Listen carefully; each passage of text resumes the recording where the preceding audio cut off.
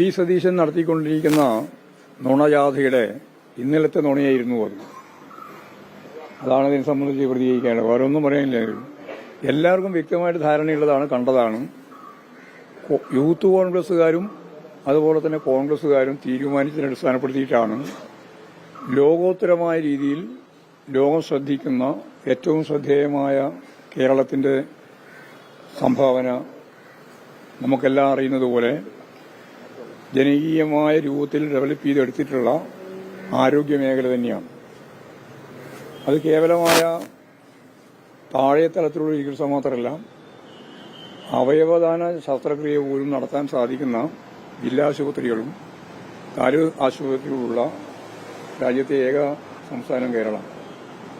എല്ലാ തരത്തിലും ലോകോത്തരമായ രീതിയിലാണ് കേരളം ആ മേഖലയിൽ, ആരോഗ്യ മേഖലയിൽ വളർന്നു വന്നിട്ടുള്ളത്.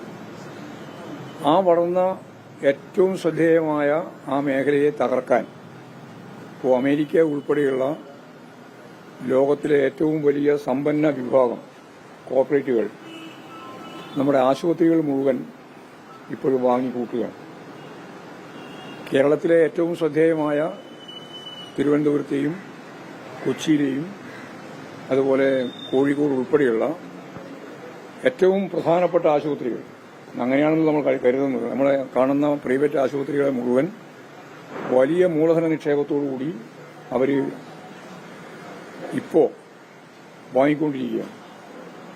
ഈ വാങ്ങുന്ന ലോബിക്ക് വേണ്ടിയിട്ടാണ് കേരളത്തിൽ ഒരു വലിയ വിഭാഗം ഗവൺമെന്റ് ആശുപത്രിക്കെതിരായിട്ടും ഗവൺമെന്റ് നടത്തിക്കൊണ്ടിരിക്കുന്ന ഏറ്റവും പ്രധാനപ്പെട്ട, ഞാൻ നേരത്തെ ചൂണ്ടിക്കാണിച്ചതുപോലെയുള്ള ഈ ജനകീയ ആരോഗ്യ മേഖലയിൽ നടത്തിക്കൊണ്ടിരിക്കുന്ന പ്രവർത്തനങ്ങളെയും ഇകഴ്ത്തി കാണിക്കുന്നതിന് വേണ്ടിയുള്ള ശ്രമം നടത്തിക്കൊണ്ടിരിക്കുന്നത്. ഇതൊരു വലിയ സംവിധാനമാകുമ്പോൾ അവിടെയും ഇവിടെയൊക്കെ ചില പ്രശ്നങ്ങളുണ്ടാവും. അതില്ലാന്നൊന്നും നമ്മളാരും പറയുന്നില്ല. അതുണ്ടെങ്കിൽ പരിഹരിച്ച് ആവശ്യമായ നിലപാട് സ്വീകരിക്കുകയുള്ളൂ.